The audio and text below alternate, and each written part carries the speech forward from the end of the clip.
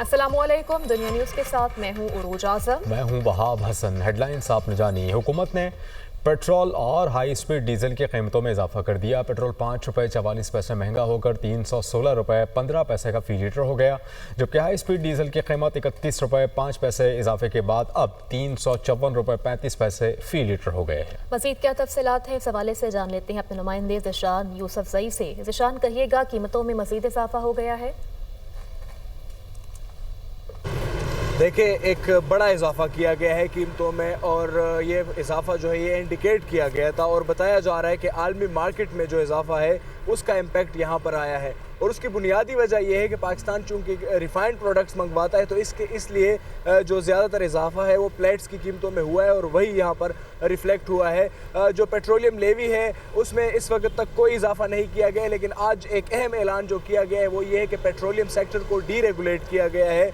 और अभी तो हफ्तावार बुनियादों पर कीमतों का तयन किया जा रहा था, लेकिन अब से जो आज फैसला किया गया हुकूमत की जानिब से, रोज़ाना की बुनियादों पर यह फैसला जो है कीमतों में तब्दीली का या तयन का जो फैसला है वो रोज़ाना की बुनियादों पर ओगरा एज ए रेगुलेटर करेगा। लेकिन आज जो नोटिफिकेशन जारी किया गया उसके मुताबिक 3 दिनों के लिए फैसला किया गया है। उसके बाद ये मामला ओगरा को मुंतकिल हो जाएंगे और ओगरा जो एक रेगुलेटर के तौर पर रोज़ाना की बुनियाद पर एक प्राइसिंग फार्मूला तय करके, तो वो जो रोज़ाना की बुनियाद पर मुख्तलिफ कीमतें होगी। जिस तरह मुझे अभी मेरे में नज़र आ रहा है, एक पेट्रोल पंप पे हूँ और यहाँ पर जो प्राइसेस है वो अयां होती है एक बिल बोर्ड पे, तो रोज़ाना की बुनियाद पर अगर $1 का इजाफा होता है या कमी होती है वो पाकिस्तान में रिफ्लेक्ट होगी। और हुकूमती हुक्काम का कहना है कि इस फैसले का मकसद ये है कि शफाफियत लाई जाए और अब रेट्स में इजाफा होगा। बहुत शुक्रिया ज़िशान, आप हमें अपडेट कर रहे थे। और वफाकी हुकूमत ने पेट्रोलियम मसनूआत की कीमतों के तयन का इख्तियार ओगरा को दे दिया। शहरियों का कहना है कि हुकूमत को चाहिए कि पेट्रोलियम मसनूआत की कीमतों को कम करे। महंगाई के इस दौर में अगर पेट्रोलियम मसनूआत की कीमतों में इजाफा किया जाता रहा तो गरीब अवाम का जीना दूभर हो जाएगा। चाहिए हुकूमत को, गरीब अवाम है, कोई रहम खाए हम पे।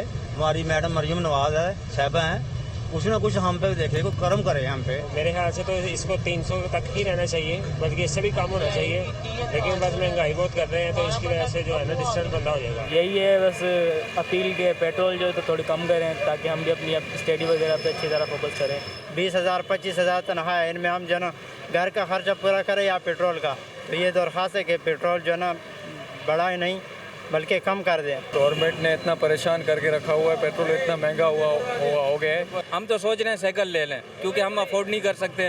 रोज़ाना बढ़ता है, रोज़ाना 2-3 रुपए कम करते हैं, 15-20 रुपए बढ़ा देते हैं। पेट्रोल इतना महंगा, क्या करे गरीब? रोज़ 300 रुपये का पेट्रोल कहाँ से डलवाएं? आलमी सतह पे जो है पेट्रोल की कीमत तो थोड़ी सी बढ़ती है, लेकिन हमारी जो गवर्नमेंट है वो कुछ ज़्यादा बढ़ा देती है। इनको चाहिए कि पेट्रोल की जो कीमत है वो कंट्रोल रखे। इनको चाहिए कि कुछ रेट कम करना। 2 रुपये कम करते हैं, अब 10-10 रुपये 100 रुपया ज़्यादा कर देते हैं, लेकिन जुल्म हो रहा है ना अवाम के साथ भी। इनको चाहिए ना कि अवाम के साथ बारे सोचे। गवर्नमेंट को चाहिए कि अवाम को रिलीफ दे, बिलों में भी रिलीफ दे और पेट्रोल में भी रिलीफ दे। गरीब आदमी गरीब से गरीब तर हो ही जा रहा है। इस महंगाई के दौर में अवाम आगे बहुत परेशान है इन चीज़ों से, तो काइंडली पेट्रोल की कीमत को नीचे लाया जाए ताकि महंगाई अपने अरूज को छोड़ के नीचे की तरफ आए। एक तो महंगाई है, बाकी अशिया खुर्दनोश भी महंगे है। दूसरा पेट्रोल का अगर रोज़ाना की बुनियाद पर बढ़ेगा फिर तो मेरे ख्याल से यहाँ पे साइकिल ही ख़रीदना पड़ेगा या पैदल ही आना पड़ेगा। देखिए, ये तो अभी रोज़ाना की बुनियाद पर वही मेंटली टॉर्चर वाली बात है कि आज जो है ना आपने 50 रुपये बढ़ाना है, 60 रुपये बढ़ाना है। पहले इसी पेट्रोल की कीमतें जो है ना आसमान से बातें कर रही हैं। गरीब आदमी इसमें आजकल के इस माहौल में, ये सिर्फ पेट्रोल का तो नहीं, ये हर चीज़ के ऊपर ये असर पड़ रहा है। ज़िंदगी के हर चीज़ में ये पेट्रोल की वजह से असर पड़ रहे हैं। तो एक ये तो नहीं कि सिर्फ हम गाड़ी का पेट्रोल डाल के यही सोच रहे हैं, बकाया जो सारे सिस्टमों के ऊपर असर पड़ रहा है, ये सब के ऊपर पड़ रहा है। अवाम ये किधर से बर्दाश्त करेंगे? गरीब तबका बहुत मुश्किल में है, ख़ासकर बाइकिया वाला रोज़ाना की बुनियाद पर जो है ना पेट्रोल डलवाते हैं, और जो पेट्रोल की ली हुई है इसको भी ख़त्म की जाए। वफाकी हुकूमत ने पेट्रोलियम मसनूआत की कीमतों के तयन का इख्तियार ओगरा को दे दिया। वज़ीर पेट्रोलियम अली परवेज़ मलिक कहते हैं कि पेट्रोलियम मसनूआत की कीमतों का तयन हफ्तेवार के बजाय हर रोज़ होगा। ओगरा पेट्रोलियम मसनूआत की कीमतों का रोज़ाना की बुनियाद पर तयन करेगी। आलमी मंडी के तनासुब से ओगरा रोज़ाना की बुनियाद पर कीमतें वेबसाइट पर शाया करेगी। ओगरा को अब से ये जिम्मेदारी दी जाएगी कि रोज़ाना की बिना के ऊपर वो कीमतों का बैनुल-अक़वामी मंडी के लिहाज से फैसला करे और ना सिर्फ प्लेट्स का वो रेट जिसके मुताबिक दुनिया के अंदर कीमतें तय की जाती हैं वो अपनी वेबसाइट के ऊपर शाया करे। जो एक मिसकंसेप्शन है वो ये है कि जी लेवी बहुत बढ़ गई है और हर रोज़ कोई ना कोई स्टोरी आ रही होती है। देखिए, लेवी जंग से पहले जो थी उससे, जिस तरह अली साहब ने कहा है, वो उससे कम है। हमें as a country, as an economy electric bikes और इलेक्ट्रिक व्हीकल्स की तरफ जाना है, वो नागुज़ीर है। एक और मिसकंसेप्शन पाया जाता है कि जी बड़ा मुनाफा कमाया ऑयल मार्केटिंग कंपनीज ने। ऑयल मार्केटिंग कंपनीज कानों को इस वक्त हाथ लगा रही हैं। Let me allow me to say this. वज़ीर-ए-आज़म साहब ने तहकीकाती इदारे जिसमें FIA सर फहरिस्त है और उसके बाद रेगुलेटर को यह कहा कि इजाफी मुनाफा कमाने की मैं इजाज़त किसी को नहीं दूंगा। कि हुकूमत बलोचिस्तान और धरना कमेटी के दरमियान मुज़ाकरात कामयाबी से हमकनार हो गए हैं।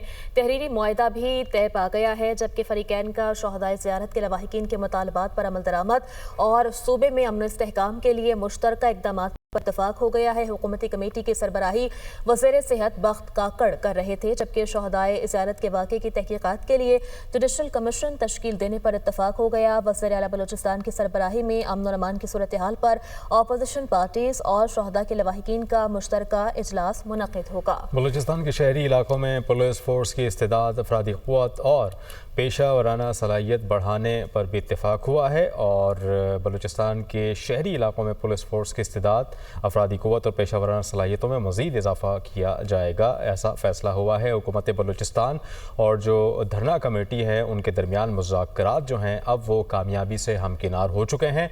ये कुछ मनाजिर भी आप दुनिया न्यूज़ की स्क्रीन पर देख सकते हैं। तहरीरी मुआहदा भी तय पा गया है और साथ ही साथ फरीक़ैन का शोहदाए ज़ियारत के जो लवाहिकीन हैं उनके मुतालबात पर अमल दरामद और सूबे में अमन व इस्तेहकाम के लिए मुश्तरका इक़दामात पर इत्तेफाक हो चुका है।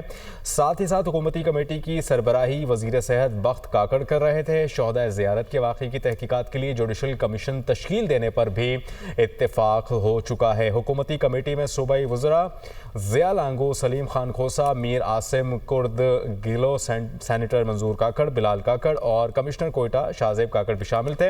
हारिस नवाज साहब हमें ज्वाइन करेंगे, उनसे इस मुतालिक बात कर लेते हैं। हारिस साहब, ये मनाजिर भी हम देख रहे हैं और ये कामयाबी के साथ जो मुज़ाकरात हैं हुकूमत बलूचिस्तान और जो बलूचिस्तान में धरना कमेटी थे, शोहदाए ज़ियारत के लवाहिकीन, उनके दरमियान मुज़ाकरात कामयाबी से हो चुके हैं और ये भी फैसला हुआ है कि जुडिशल कमीशन बनाया जाएगा और सारे वाक़े की तहकीकात होगी। What's your take on it?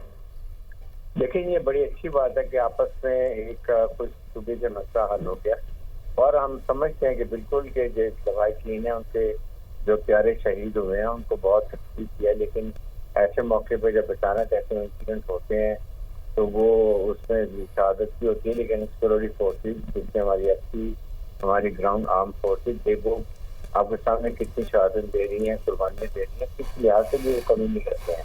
और ये बड़ी अच्छी बात है कि जुडिशल कमीशन कायम हो गया, जिसकी वजह से एक इंडिपेंडेंट इंक्वायरी होगी और इसमें जो भी चीजें होंगी, जो इसमें कसूरवार होगा उसको सजा भी मिलेगी।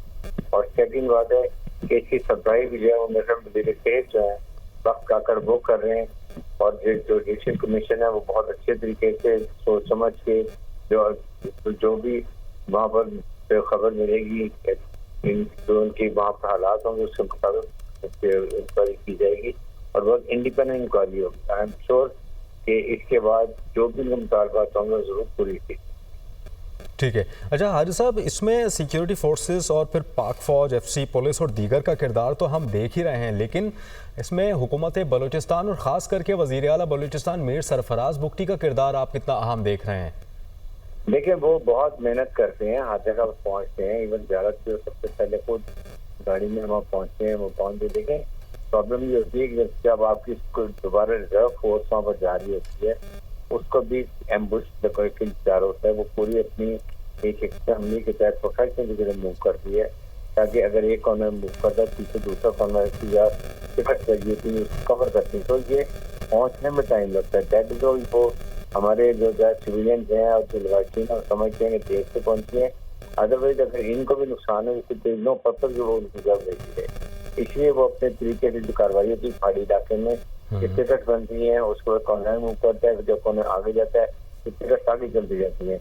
इट टेक्स मोर टाइम, लेकिन आई एम श्योर कि उसके बाद जितने आपको पता है कि अभी तक ऑपरेशन शबान के बाद से अभी तक 130 टेररिस्ट को मारा गया है किसी बदले के चक्कर में। इसलिए सिक्योरिटी फोर्सेस और ये कंबाइंड ऑपरेशन हो रहे हैं जिसके अंदर हमारी हेलीकॉप्टर भी हैं, उसके बाद आपकी FC भी है, आर्मी भी है, पुलिस भी है, काउंटर टेररिज्म के लोग भी हैं, सब मिलकर कंबाइंड ऑपरेशन कर रहे हैं और बहुत कामयाबी से कर रहे हैं। आपने देखे हफ्ते 10 दिन के अंदर 129 टेररिस्ट को मार दिया गया है और अगर हम 5 जुलाई से लगाए तो उससे 150 के ऊपर लोग मारे जाते दहशतगर्द मारे गए। तो ये बड़े कामयाब ऑपरेशन और इसके बाद भी जब इंक्वायरी जुडिशल कमीशन और अगर किसी कमजोरी पाई जाती तो उसको भी जो कानून के तहत सजा दी जाएगी। अच्छा हारिस साहब, जुडिशल कमीशन बनाने पर तो इत्तेफाक हो गया, लेकिन ये जो हुकूमती कमेटी में जो कि सूबाई वज़रा थे ज़िया लांगो, सलीम खान खोसा, मीर आसिम कुर्दगेलो, सेनेटर मंजूर काकड़, बिलाल काकड़ शामिल थे, इनके लिए कितना चैलेंजिंग रहा होगा ये जो मुजाहिरीन थे या फिर जो अपने मुतालबात लेकर बैठे हुए थे लवाहिकीन, उनको मनाने के लिए जो धरना कमेटी था इनको मनाने के लिए कितना चैलेंजिंग रहा होगा इन वज़रा के लिए? देखें, जाहिर है कि जब जो लवाहिकीन होते हैं उनको उनके ज़्यादा प्यारे शहीद हो रहे होते हैं, उनको बहुत ही प्रॉब्लम होती है, जज्बात भी होते हैं और तकलीफ भी होती है। इसके जो भी जितने वज़रा होते हैं जो टीम गई होती है उनको बहुत एहतियात से बहुत उन्हें जज्बात से ख्याल करके बात करनी पड़ती है। लेकिन उसके बाद आप ये देख लें कि ये प्रॉपर इंडिपेंडेंट जुडिशल इंक्वायरी होगी, इसमें प्रॉपर देखा जाए कि क्या उनको बार वक्त इमदाद पहुंच सकती थी, क्यों नहीं पहुंची, लेकिन रेस्ट एश्योर कि जो भी पॉसिबल होगा उस हिसाब से जरूर उनको मदद पहुंचती होती।